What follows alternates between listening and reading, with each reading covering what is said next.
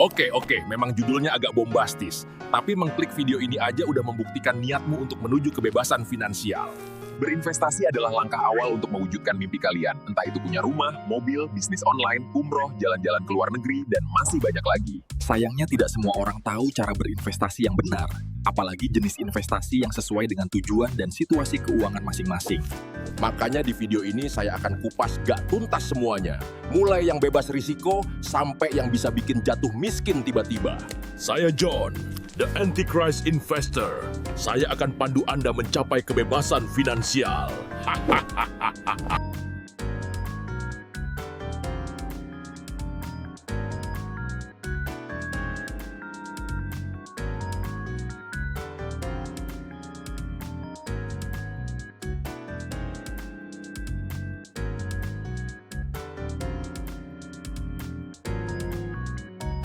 Sebelum berinvestasi, mari kita pahami dulu beberapa fakta menarik sebagai pedoman.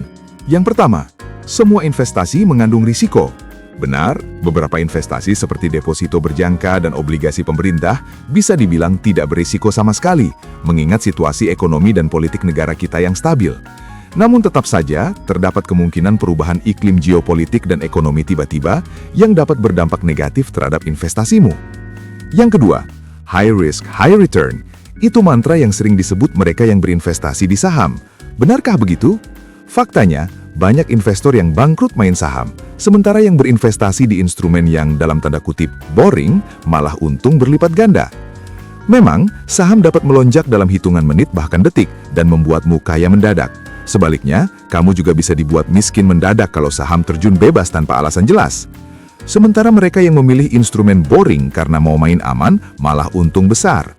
Emas misalnya, harganya melonjak dari $2.000 per ons di bulan Januari 2024 hingga menembus $4.500 pada Desember 2025, naik lebih dari 2 kali lipat. Loh, kok bisa? Ceritanya gara-gara Rusia menyerang Ukraina tahun 2022, pasokan komoditas terancam, maka naiklah harga emas. Jadi high risk tidak selalu high return. Terlalu banyak faktor yang mempengaruhi hasil investasi, jadi terlalu naif jika berpedoman pada mantra yang tidak jelas kredibilitasnya. Ketiga, investasi menuntut kesabaran dan disiplin. Mirip dengan menjalin hubungan jangka panjang, investasi membutuhkan waktu agar mencapai hasil yang maksimal. Jadi, jangan harap kamu bisa kaya mendadak. Investasi juga harus dilakukan secara konsisten agar hasilnya maksimal, kecuali jika kamu menginvestasikan jumlah yang luar biasa besar sekaligus, misalnya karena mendapat warisan atau menang lotre. 4. Investasi bukan judi. Investasi menanamkan uang pada suatu instrumen yang nantinya akan memberikan hasil, didukung oleh analisa kualitatif dan kuantitatif. Bila hasil tidak sesuai perkiraan, dana dapat dialihkan ke bentuk investasi lain yang lebih menjanjikan. Judi adalah permainan yang 100% berdasarkan probabilitas dengan hanya 2 kemungkinan, menang atau kalah.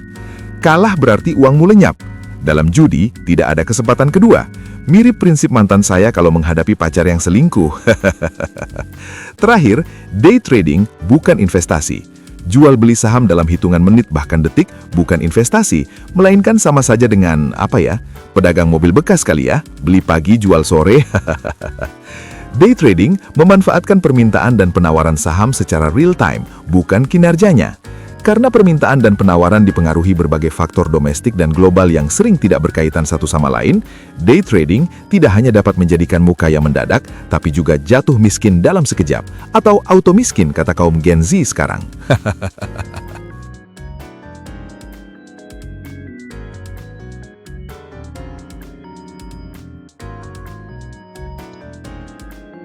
Sebenarnya deposito berjangka sama saja dengan tabungan, cuma bunganya lebih tinggi dan hanya dapat ditarik saat jatuh tempo. Kalau soal hasil, deposito berjangka lah yang paling minim. Saking minimnya, bunga yang diperoleh tidak cukup mengimbangi inflasi. Tapi kalau soal resiko, bisa dibilang zero risk. Kenapa? Soalnya semua deposito berjangka dijamin oleh pemerintah melalui LPS atau lembaga penjamin simpanan. Jika bank gulung tikar, tidak perlu heboh, duitmu tetap aman, oke? Deposito berjangka juga tetap berjaya walaupun perekonomian dunia naik turun. Dan yang tidak kalah penting, bisa langsung cair saat jatuh tempo. Karena jumlah minimum pembukaan rekening cukup terjangkau dan jangka waktunya fleksibel, 1, 3, 6, atau 12 bulan, Deposito berjangka sangat tepat untuk investor pemula dengan dana terbatas. Jadi, jika sewaktu-waktu kamu perlu uang, kamu tidak perlu menunggu lama.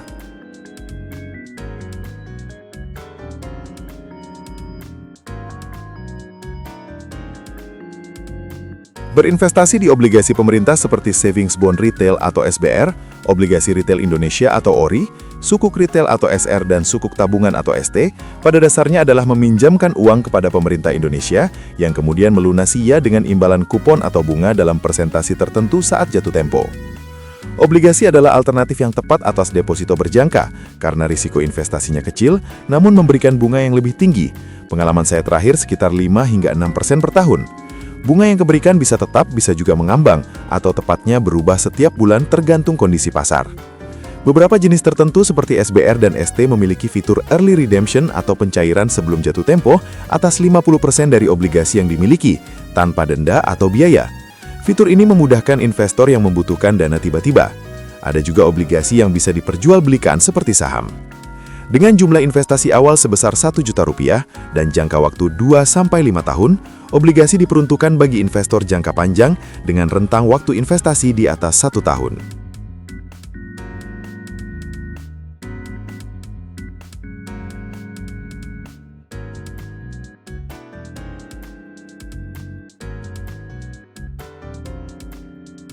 Karena pasokannya terbatas, harga emas tidak terpengaruh oleh inflasi dan penurunan ekonomi.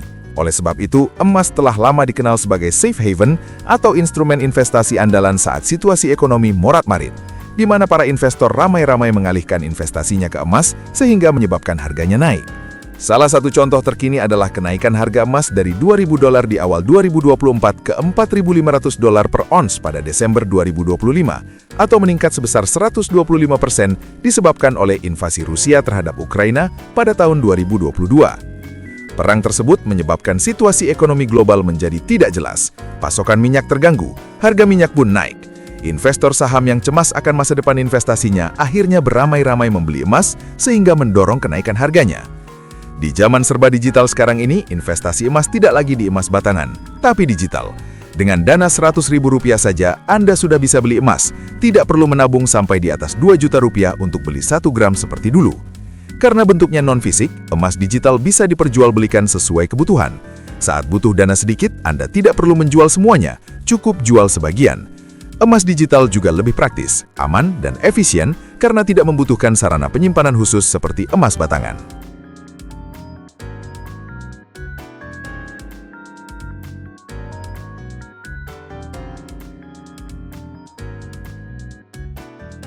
Lokasi selalu lokasi. Kita sudah sering mendengar bahwa untung rugi berinvestasi di properti, baik itu rumah, tanah, ruko, apartemen, dan lain-lain, ditentukan oleh lokasi. Harga properti di lokasi yang sedang berkembang dapat meningkat dalam waktu singkat jika lingkungan sekitarnya sudah dilengkapi dengan sarana-sarana pendukung seperti toko, rumah sakit, sekolah, dan perkantoran. Khusus untuk properti komersil seperti ruko, harganya bisa lebih tinggi jika terletak di lokasi yang ramai dilalui kendaraan. Properti juga menghasilkan keuntungan tambahan, yaitu pendapatan sewa. Investasi di properti cocok untuk investor jangka panjang dengan rentang waktu di atas 5 tahun karena umumnya kenaikan harga properti tidak dalam waktu singkat. Properti juga tidak liquid, alias tidak bisa langsung dijual di harga yang diinginkan.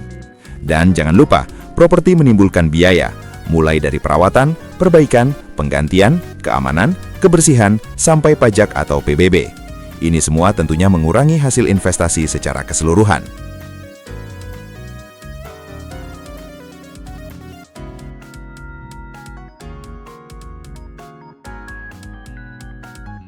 Reksadana adalah investasi kolektif, di mana dana investor diinvestasikan oleh manajer investasi di aset-aset pendasar, yaitu deposito berjangka, obligasi, dan saham. Saat ini reksadana yang tersedia di Indonesia adalah reksadana saham, reksadana pendapatan tetap, reksadana campuran, serta reksadana pasar uang. Risiko berinvestasi reksadana tergantung pada jenisnya. Reksadana saham berisiko tinggi seperti layaknya saham, sedangkan reksadana pasar uang yang berinvestasi di deposito hampir tidak mengandung risiko.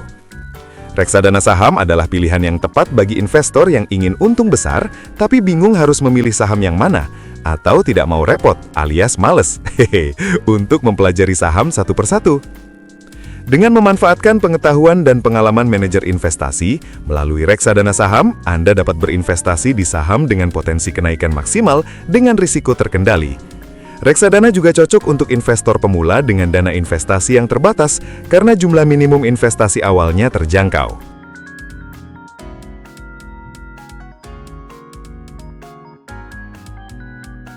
Berinvestasi di saham adalah jalur yang tepat buat kalian yang antusias untuk memaksimalkan hasil dalam tempo singkat, namun juga siap untuk rugi besar di luar perkiraan.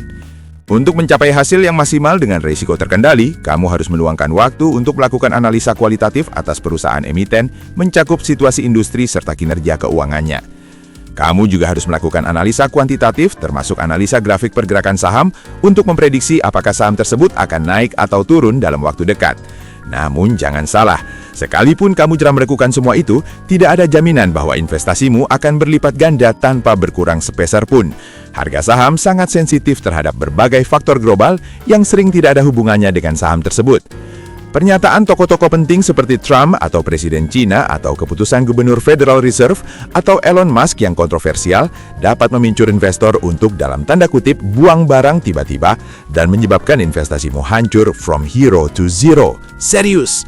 Jadi kalau gak mau acara afternoon coffee-mu dilusak harga saham yang drop 15 menit sebelum market tutup, investasi di obligasi saja atau investasi lainnya yang lebih aman.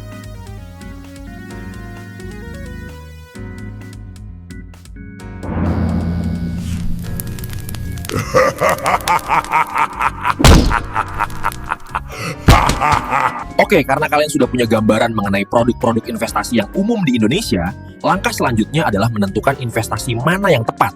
Ada dua kriteria, toleransi risiko atau seberapa besar kamu siap rugi, dan jangka waktu, di bawah 1 tahun, 1-5 tahun, atau di atas 5 tahun.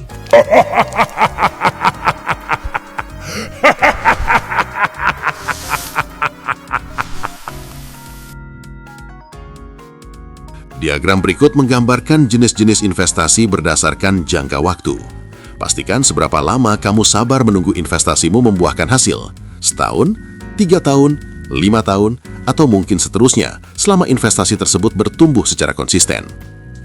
Deposito berjangka misalnya memberikan hasil dalam kurang dari 1 tahun, sedangkan properti membutuhkan waktu lebih lama.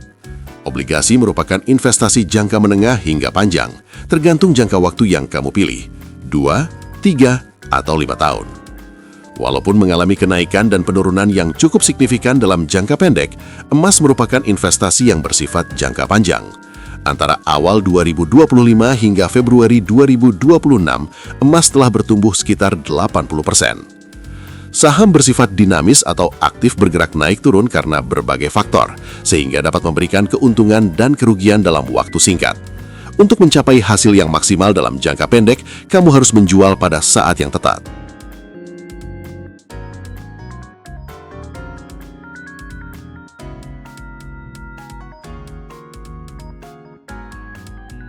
Gampangnya, toleransi resiko adalah seberapa siap kamu untuk rugi tanpa harus bunuh diri. Oke, maksudnya batas di mana saat nilai investasimu anjlok di luar perkiraan alias rugi besar, kamu tidak akan stres atau depresi. Katakanlah batas toleransimu Rp100.000. Berarti jika harga sahammu turun, kamu tetap bisa tidur nyenyak selama kerugian yang diderita tidak sampai Rp100.000. Di atas itu, kamu mungkin akan stres. Intinya adalah, jangan berinvestasi di media investasi dengan resiko kerugian yang tinggi jika kamu tidak siap untuk rugi. Kalian yang hobi bermain api alias memiliki toleransi resiko yang tinggi dapat berinvestasi di saham dan reksadana saham. Buat yang gampang panik dan mengutamakan peace of mind, sebaiknya berinvestasi di obligasi, emas, atau deposito saja.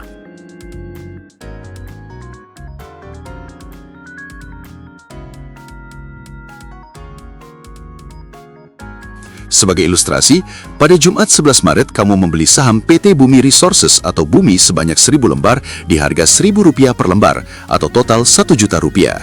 Walaupun sudah tahu bahwa saham Bumi adalah saham gorengan, namun didukung oleh rumor di sosmed bahwa Bumi akan naik 20% dalam 3 hari ke depan, kamu tetap beli dan siap untuk rugi hingga Rp100.000. Ini berarti kamu akan cut loss atau jual rugi jika nilai investasimu menurun hingga di bawah Rp900.000 atau sama dengan jika saham Bumi anjlok hingga di bawah Rp900. Pada Senin 13 Maret, Bumi naik 10% ke Rp1.100. Besoknya naik lagi 4,5% ke Rp1.150. Namun pada Rabu 15 Maret, anjlok sebesar 17% ke Rp950.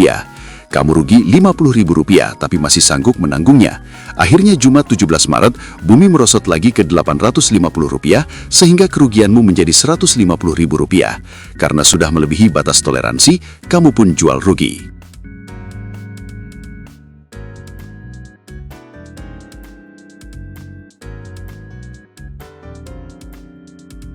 Okay, fellas, thank you all for watching. If you like this video, thumbs up and subscribe. If you don't, thumbs down and I don't give a fuck. Comments, criticism, complaints, suggestions, hate speech, malicious intent, and the likes are very welcome. Use the comments section below. See you on the next video. John, the Antichrist Investor, signing off. Bye-bye, bitches! Ha ha ha!